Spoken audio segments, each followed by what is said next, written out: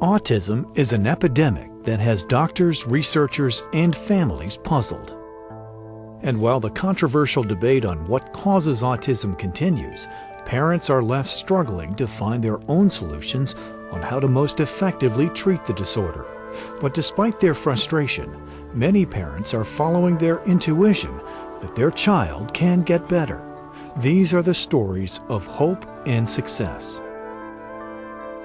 The pediatrician was always saying, boys mature slower, they talk later, he's just active, you know, blah, blah, blah. And we felt something was wrong. Asked him at 12 months, asked him when Dante was 18 months. And that part originally was very frustrating because as a parent you felt something was wrong.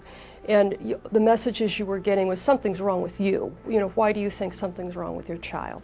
There were times where I was really overwhelmed, and I think I wish for a way to make it less overwhelming for parents with newly diagnosed kids, because it shouldn't be so hard. There should be a little bit more of a path.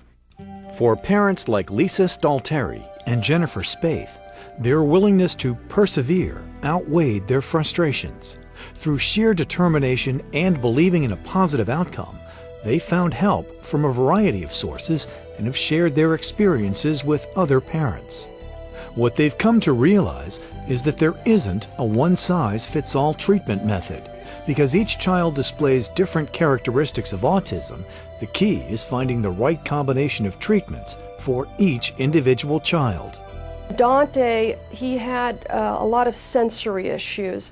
So I think the two things that probably worked for him was the occupational therapy and the biomedical supplements. And then later, when he was 6, he started applied behavior analysis, ABA, that really focused on socialization. And that made a huge difference for him. I think that at the core of it, he needed to have really amazing teachers that could teach him in a way that he could learn. And ABA has been an amazing intervention for him, and he has an ABA agency that uses a lot of play and fun motivation so that he can learn. But in addition to that, his body and his mind has to be in a place to learn. He has to be able to focus enough to learn. And a lot of that came through biomedical interventions. It came through chelation and vitamin supplements and hyperbaric oxygen chamber therapy. Through trial and error, support from other parents, and working with caring professionals, these parents have seen their children do things that were thought to be impossible for people with autism. When you start to see something in there and you start to see a little person responding to you, it gives you such hope. I mean, you think, well, maybe he can go to school, maybe he can have a life, maybe he can live independently, you know, maybe he can have friends. He's a normal boy. I mean, he's charming and beautiful, and he hugs me and he laughs. He seeks out friends now. That was never possible when we started. The biggest thing with my particular child, they're all different, but the biggest thing is listening to her. She actually tells you what she needs, and if you listen to her, she'll tell you. And I listened to her finally, you know, instead of listening to everyone else. And she basically said she needs more recess. She can't sit for that long. She needs less homework. She needs to have more time to do math. She can't have timed tests and things like that. It's really hard on her to know that she's being timed, to allow her to have more of projects. There was really no magic bullet for him, but for him the foundation was ABA with a really, you know, with a reputable agency, and with the addition of speech and OT, and we did the gluten-free, casein-free diet. But without the foundation of ABA, you know, in our home every day, I mean, we saw improvement day to day, week to week. And he's finally graduated from ABA. I didn't know if my child would be able to speak and communicate, but with the combination of therapy that he had, he's talking, speaking, writing, making stories and books, and, you know, having two-way conversations. the speech therapy, the occupational therapy, the play groups, and the facilitated play dates. Those all helped. But anytime he went to an intervention, I always inquired from the teacher, what was he learning, what was he having difficulty with, and then I would go home and do what they did at home.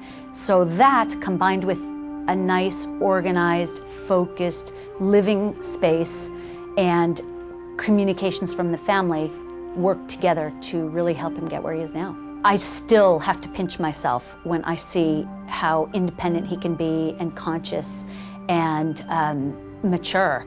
It's a fabulous feeling. I still can't believe I'm experiencing this relief and this euphoria when I see things that were so difficult in earlier years be so easy for him now. We have really benefited from ABA, and that was something that I didn't find out about except through other parents, how great it was and how it could really help us. And I probably wouldn't have fought for it if it weren't for encouragement from the parents that I talked with. So by networking with other parents of special needs kids, it encouraged me to pursue the ABA, and it has been the one thing that I think has benefited us the most.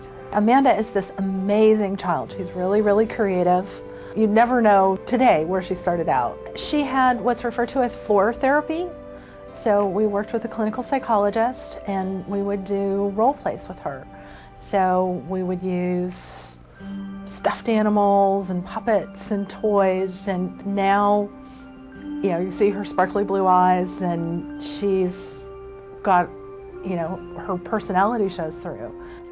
This group represents merely a fraction of the parents who are trailblazing their own path in an effort to find the best treatment options for their children.